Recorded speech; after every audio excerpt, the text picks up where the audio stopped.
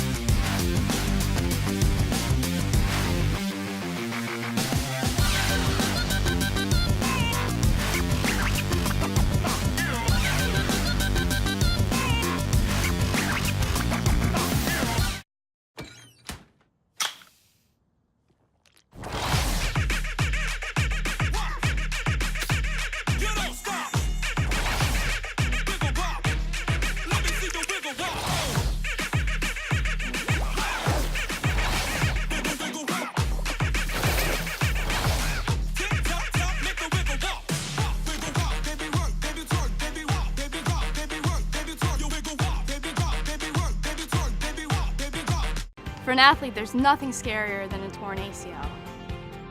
Athletes trust us with their care and their careers because we're a recognized leader in sports medicine. Get back to your active life sooner with MedStar Sports Medicine. White Market's ice cream plant is based in Sunbury, Pennsylvania, and is locally owned and operated. We've been making our ice cream for nearly 50 years. We create roughly 70 flavors of ice cream right now. We use local ingredients, especially our cream, which is from our milk plant. The cream is what gives our ice cream a rich and creamy texture. Now, together with our customers, we've created a product called Peanut Butter Indulgence, which will be coming out this summer. It's a peanut butter ice cream with sea salt caramel swirl, chocolate-covered pretzel. How can you go wrong with that? Personally, I love our ice cream. If you come to our house at any given time, you'll find at least 5 packets of ice cream in our freezer. Our kids grew up eating Wise quality ice cream, and now we get to treat our grandchildren to it. It's been a pleasure for me to be tasting ice cream for over 40 years for Wise Markets, and I'm loving every minute of it. Hello and welcome to the Tiger Basketball Report. I'm your host, Spiro Morekas. The Tigers are set to take on the Blue Hens for the second time this year. First time around, the Tigers defeated Delaware by a score of 83-56. I'm joined by the head coach of the Tigers, Pat Skerry. And Coach, kind of a weird scheduling quirk. There are teams you haven't played yet in the CAA, and now, after Saturday's game against the Blue Hens, you'll be done with them. How good or bad is it that you have basically 10 days between games against the same club? Yeah, we have like a couple of those at Northeastern coming up quick too. It is what it is. I don't like it. I'm not sure. You'd have to talk to the Bort's computer scheduling company we use, I guess, in this league. I'd love to figure out this whole thing, I tell you. But it's amazing to me. Delaware will be ready. It's Saturday afternoon. It's Towson, Delaware. Delaware has good players. We know that. And they'll be ready for us. They'll make adjustments, and we've got to be locked in and very respectful of the opponent to go get a road win. Now, you say they'll make adjustments. You beat them by 27. Do you guys make adjustments also, even though your formula worked very well? Yeah, I think there's certainly things we need to do better or more consistently against them. Some of the things are, limit fouling, take away the three-point shot, and make sure we take care of the basketball. And then, we've got to figure out how to continue to rebound the ball against them. That was probably the biggest thing that helped us that night. Brian Starr had a huge game against the Blue Hens, the first time a career-high 18 points. Then he turned around against Northeastern, didn't score. How do you get consistency out of Brian at this point? Yeah, I think, and I think by and large he's been on a team of a lot of inconsistency. He's been fairly consistent. But I think the one thing I've tried to preach to him all year is his points won't dictate his minutes. It's taking care of the ball, which he didn't do a good enough job of against Northeastern. He's got to take care of the ball. He's got to be a 2-to-1 assist to turnover guy for us. He's got to make sure our ball movement is good because he sets the table with that, and then he usually plays pretty good defense. I think the next stage in Brian's development is, can he consistently be mentally tough if he's not having a great night shooting the ball? I think if he's had 4 bad nights like that, I think he's been mentally tough on 2 of them, and he needs to get mentally tougher in the other 2. Now as you start to head down the stretch, we need that from him, especially when he's he's a guy that's the quarterback. All right, Martin Inglesby is in his first year at the University of Delaware. Before he got there, Chris Holden, who was one of the premier players in this league, transferred out. A couple other guys transferred out. Not the same situation that you had when you came to Towson.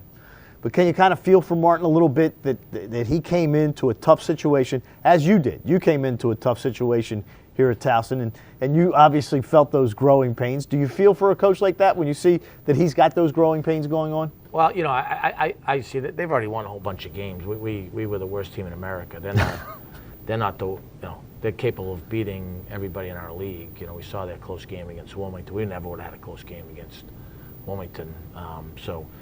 And we know Delaware can beat us. So they got a good club. Like I said, they've had some good wins. They've got a couple good young kids that they're able to bring into the program late, and they've got some good upperclassmen. I think like anything, when you're trying to build a program, it takes time, and there's always some ebbs and flows to it. Martin will do a good job.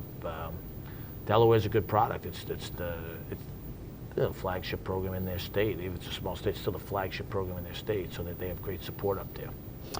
Ryan Daly, their freshman, who's playing very well. You got to see him up close and personal for the first time at CQ last week. What were your impressions? Oh, he's good. Make shots, strong, really high IQ. You know, very good player in the CAA because he can really play like 3 or 4 different positions, and his versatility makes him a tough cover. How tough is it to play a team a second time as far as scouting? Because your players in their mind, they know what they did the first time around, and they won pretty easily. How tough is it to impress on them that these are the things we've got to change, even though we beat them pretty handily the first time around? You know, from an X and O standpoint, it's not as tough, but from a mental standpoint and dealing with 18 to 22-year-olds, it's an incredible challenge because if sometimes you'd like to screw the top off and make sure that this is you're locked into these. This is why we had success. Let's stick to that. As a Red Sox fan, when Martinez was throwing the fastball, we didn't look to throw a lot of change-ups, and sometimes I think it's been one of the things with this group, we've got to kind of stick to the script and what works. Even to give you an example, and he's been our most consistent guy with Johnny Davis, he had 3 or 4 really good buckets right around the rim against Delaware early, and we ran a play for him because he had it going, go to the hot hand, and he took a jump shot out of it, and it didn't go in. And I'm like, kind of what you were doing was working. Why do you want to get, So that's a big challenge scouting, because like I said, Delaware's got a good club, and it's a road game, and they'll be ready to play. We've got to make sure we're ready to play. You've been through a third of the conference so far. When you look at the standings, is there anything that surprises you, besides the fact that you're 2-4? Yeah, I mean, I think, obviously we didn't get off to a great start, and hopefully that'll benefit us later on because it was a very difficult road schedule. I said that I thought Wilmington and Charleston were 2 best teams coming in, and I stand by that today. I think we can get there. We've already shown that, but we got to get everyone playing at a consistently higher level. Other than that, I'm not surprised that a couple teams didn't have great non-conferences or winning some games. This is the 11th best league in the country because that means there's really no nights off. All right. The Tigers and the Blue Hens, 2 o'clock tip on Saturday in Newark. I'll have the call on CBS Sports Radio 1300 and TowsonTigers.com starting at 1:45. The game will also be available for viewing on Comcast Sportsnet. Coach, thanks for joining us, and good luck against Delaware. In honor of Martin Luther King Day, Spiro, I'm going to tell you that we all arrived on different ships, but we're in the same boat now. That's for sure. For head coach Pat Skerry, I'm Spiro Morekas. Thanks for joining us, and as always, go Tigers.